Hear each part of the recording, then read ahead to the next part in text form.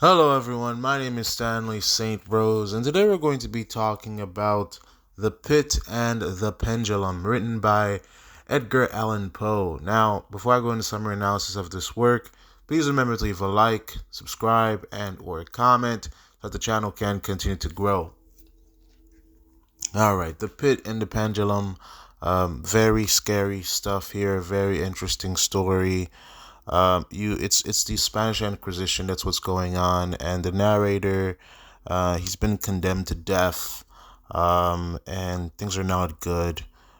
He sees these candles, these seven candles at the beginning, and the narrative is really filled with so many symbols and like later even in this place this cell that they put in him, and he sees all types of things on the walls that resemble demons and all types of symbols. So the whole work is filled with all types of symbols that you could probably dive into and figure out more significant aspects of this short story. So the short story is definitely filled with all types of symbols and things that could potentially, you could probably argue, that resemble different things.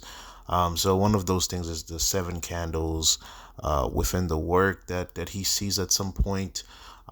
Pretty much how it goes is like the narrator, he's accused, he's arrested, and he's condemned. It's the Spanish Inquisition, and well, he's condemned to death, and they pretty much put him in a dungeon. It's the form of, this is the way they choose to kill him, and pretty much within this dungeon, this is what he encounters. At one point, there's a pendulum that's swinging back and forth and back and forth, and of course, it's like a sharp edge razor type blade on it that at some point he was like stuck to like underneath it, and that thing was gonna kill him. The other thing that's in this cell is also a pit that they're trying at some point trying to force him in to fall into it. Another thing, or another trap, another thing within this dungeon is that at another point the walls begin to close in on him and push him more, to the center towards the pit. Also, there are rats that are trying to eat him or get at his flesh when he's dead. So all these things are things that occur within the cell. Pretty much after he gets sentenced to death, it all starts. They take him, they throw him in the dungeon. He's like in and out when this is happening, like between living and dying. This is not a happy situation, and the mind is very much tested. So throughout this work, the narrator's mind is being tested. So between sleep and slumber and feeling like you're close to death at all times. That's how the narrator feels within this work. And basically, when he wakes up in the cell, he tries to like walk around, try to see what's around him. He thinks the cell is a big cell, but it's really not a big cell. It's a very small cell. It's a square, shape. He thought it was much larger, but it wasn't, because when he woke up the first time, he was in total darkness, and the cell is quite slimy when he starts walking around. And then at several points he falls asleep. The first time he falls asleep and wakes up, he finds bread and water. He eats and drinks, and he's like not really thinking too much about it because, well, you're about to die anyway. So, if there's poison in the food, there's poison in the food. I mean, you can't really think too hard about it because you think at any point you could die. So he just ate because he was hungry. The second time they gave him food, there was actually drugs in it that made him sleep. And when he woke up, he found himself tied down.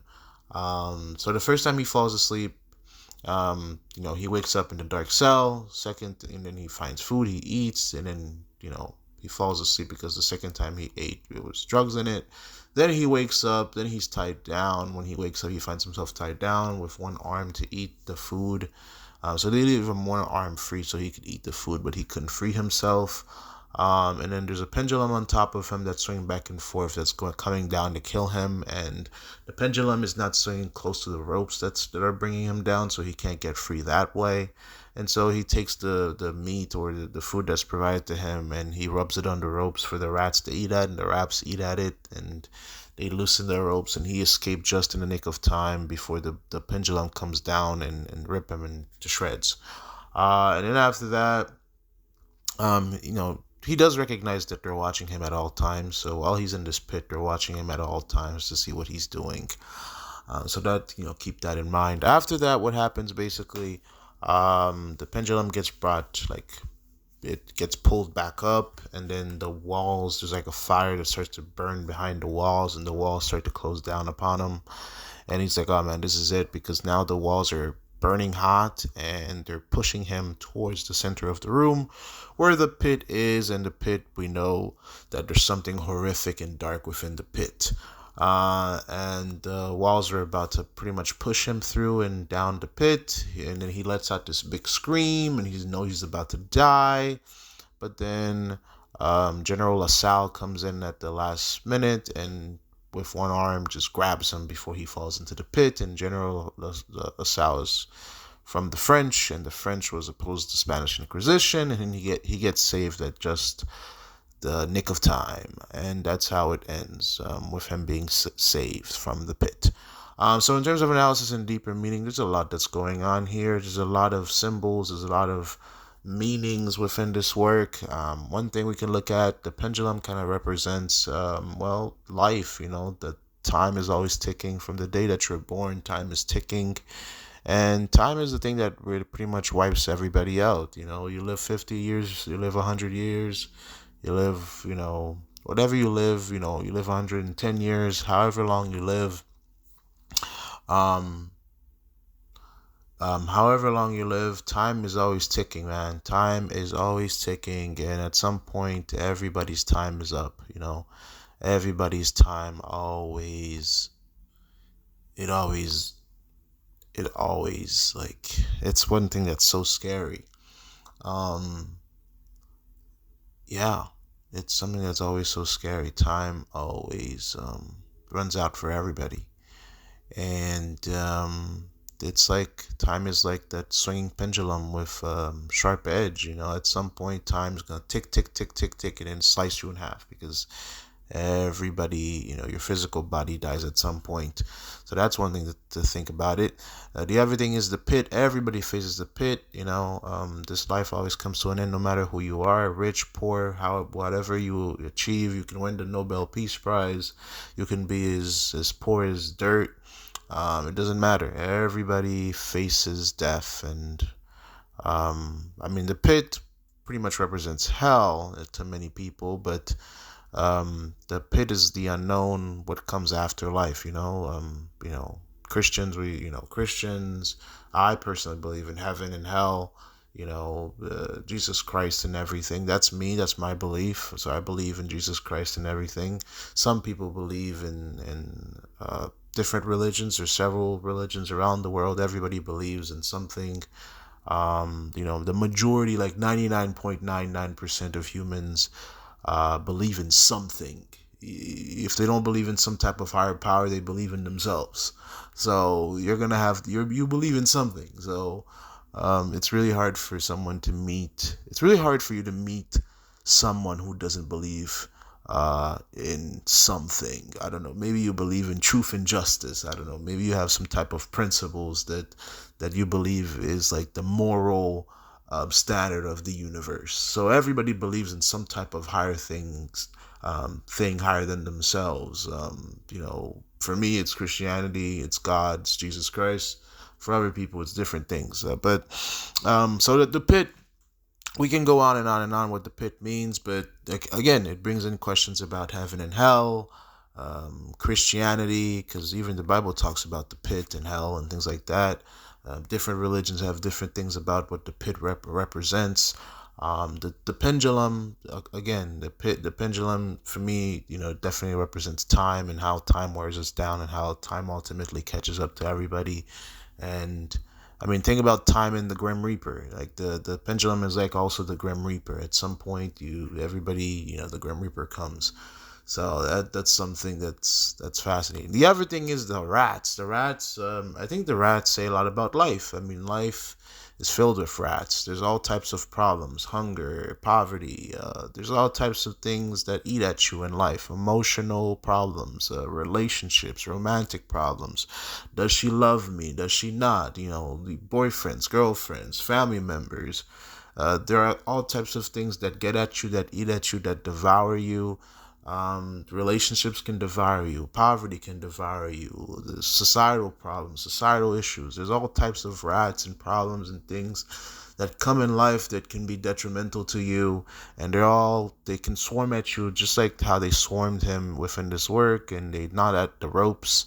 Uh, there's all types of rats in life, and sometimes you're tied down, and these rats have to get at you at some way and some point. I mean, he does use the rats to his benefits when they gnaw through the ropes and set him free. But at the same time, the rats throughout the whole work are just this nuisance that just keep getting at him. So in some ways, problems and all types of things in life they do make us stronger, and fortify us and help us to be better, change our characters and everything. But again, I think that says something greater about life with the rats, because in life it's really hard to meet someone in this world, or who have been in this world, that hasn't faced at least one rat, one problem within life.